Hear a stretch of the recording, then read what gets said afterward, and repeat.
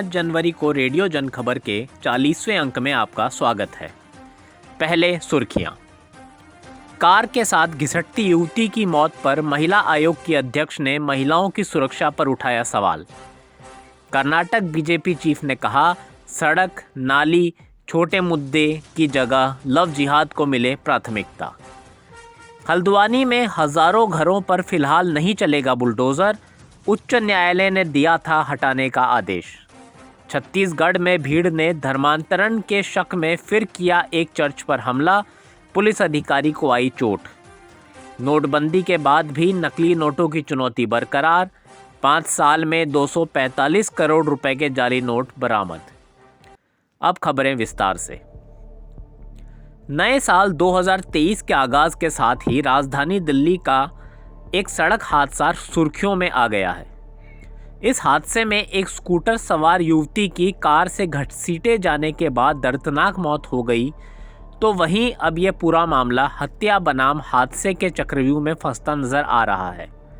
दैनिक भास्कर की खबर के अनुसार परिवार ने कहा कि यह रेप के बाद मर्डर का मामला है। लड़की के कपड़े ऐसे ही नहीं फट सकते हैं। बता दें कि इस मामले में पुलिस ने अब तक 5 लोगों को गाड़ी के नंबर के आधार पर गिरफ्तार किया है।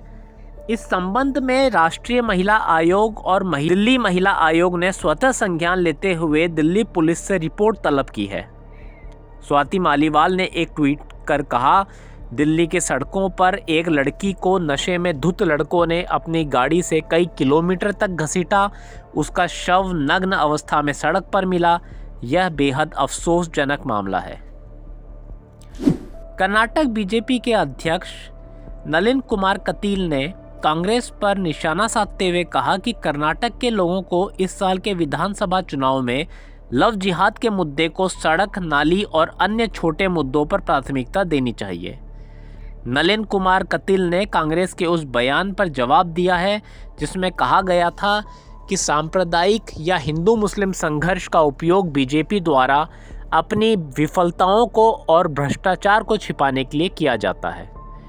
कटील की स्पीच का एक वीडियो ट्वीट करते हुए कर्नाटक कांग्रेस ने सोमवार को लिखा कि यह शर्मनाक है कि बीजेपी ने अपने पार्टी कार्यकर्ताओं से विकास के बारे में बात नहीं करने के लिए कहा है।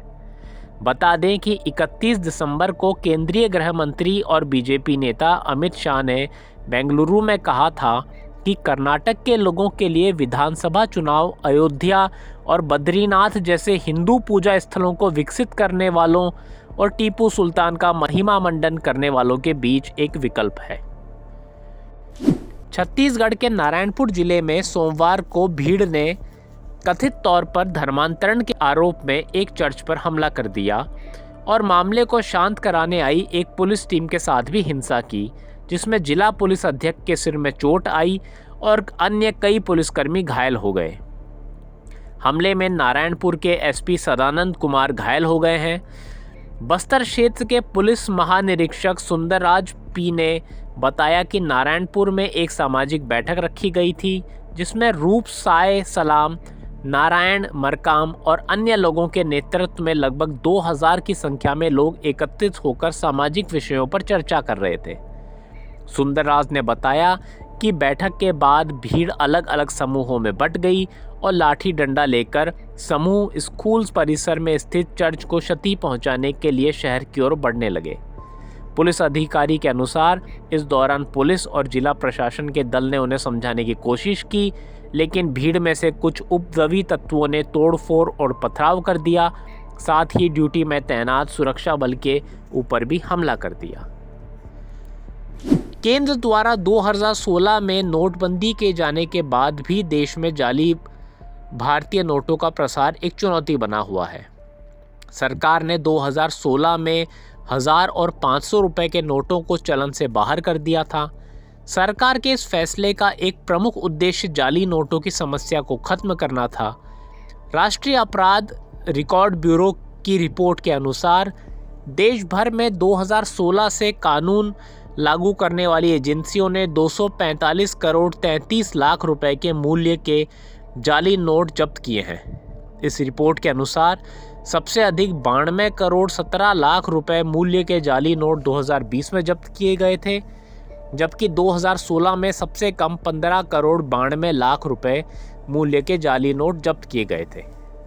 भारतीय रिजर्व बैंक की मई 2022 में प्रकाशित वार्षिक रिपोर्ट के अनुसार वित्त वर्ष 2021-22 में बैंकों द्वारा पता लगाए गए 500 रुपए के नकली नोटों की संख्या पिछले वर्ष की तुलना में दुगनी हो गई है।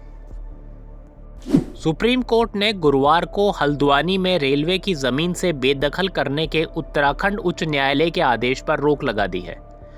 हाई कोर्ट के आदेश पर अधिकारियों ने 50,000 से अधिक लोगों को बेदखली नोटिस जारी किया था।